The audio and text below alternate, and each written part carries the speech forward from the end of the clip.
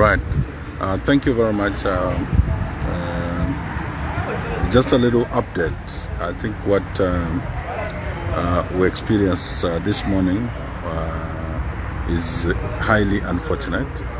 We are now clearly more or less in a banana republic in view of what happened at the subordinate court. The so-called rule of law is being abrogated with impunity in relation to the conduct of the UPND cadres. Today, Mr. William Banda, I want to believe my young brother Riswaniso and others, did organize UPND thugs. We can't even classify them as cadres, thugs, to come to the court purely for purposes of wanting to lynch those of us who are appearing before court. They are the ones who went to complain to the police, and we obviously were arrested and now have been presented before court, and it is expected that they allow justice to prevail, the due process of the law to be undertaken. But what is happening now is evident to, from first of all the initial attempt to get us lynched in Northwestern Province. I was picked here, taken to Solwezi, clearly under against the principle of jurisdiction, because every matter is supposed to be tried within the jurisdiction to which it is purported that maybe an offense could have been committed. Today we have Mr. Tayali, who has also been transported to Rukuru, something that is very strange in the Republic of Zambia. And if the judiciary does not rise to the occasion to save this country from this wanton and determined effort to really destroy the justice system of this country, we will live to regret for many years to come. We have a Minister of Justice who is ranting each and every day, and I want to warn my brother Onabaimbe. You will end up being the worst justice minister ever that the country has had. Your looseness in terms of, or your appetite to speak to the media and trying to look intelligent, you are now undermining institutions of government and even the arm of government. In this case, today what was laughable is to have the Minister of Justice say that he has, without any sensitivity whatsoever, he has dissolved the NPA board.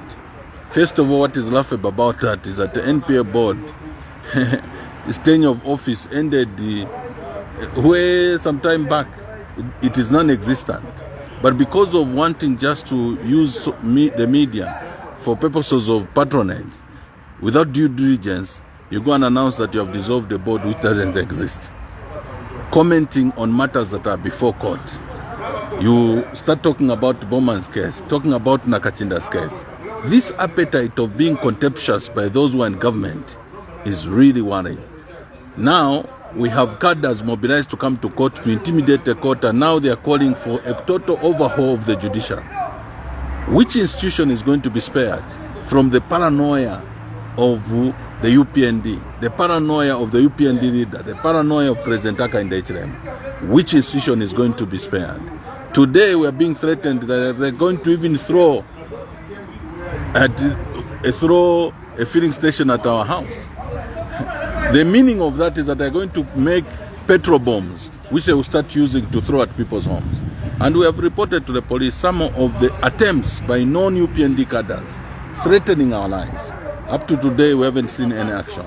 What is happening, which is also worrying, is that going to the police to go and report is now becoming a risk, because complainants are being arrested and transported to unknown places like it is with Tayari now to Rukuru. We don't even know what is happening.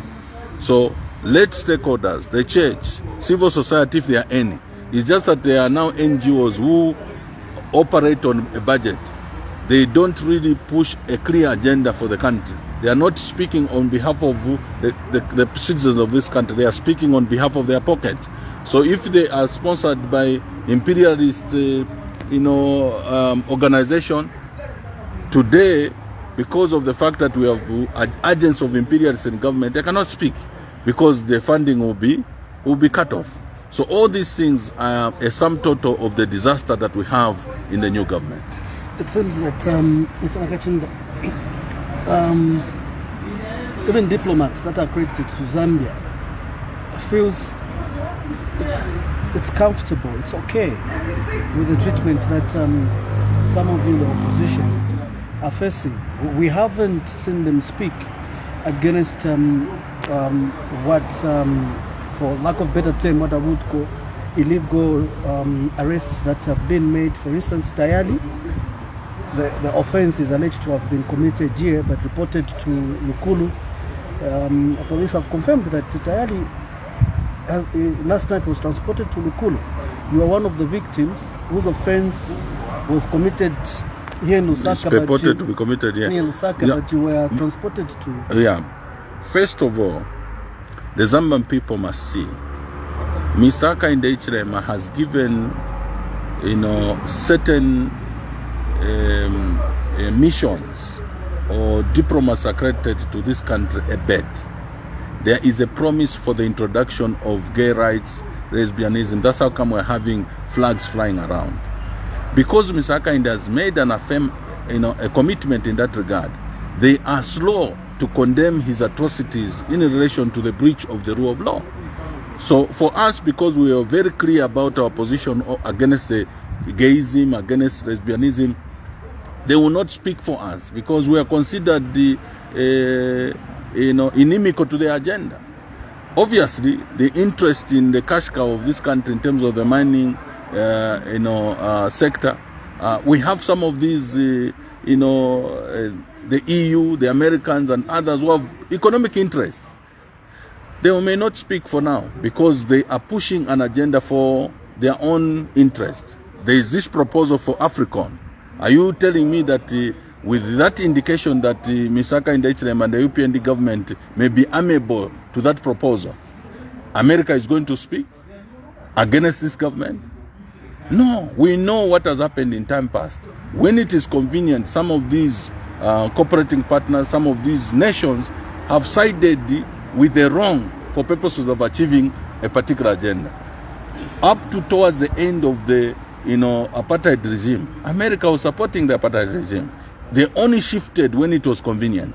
So we are not really confident that they would be able to even look at issues of human rights, look at the abuse of the police and the institutions of government, because it's convenient now. There's something that they want to get out of this whole situation. But we're appealing to the Zambian people. Hear what we are saying. Nakacinda is just one person. And I'm just basically, as it were, taking a chance and sacrificing to speak on behalf of the Zambian people. But in doing so, if we let our guard down, this country will be destroyed, and to rebuild it, it will be very difficult. Thank you very much.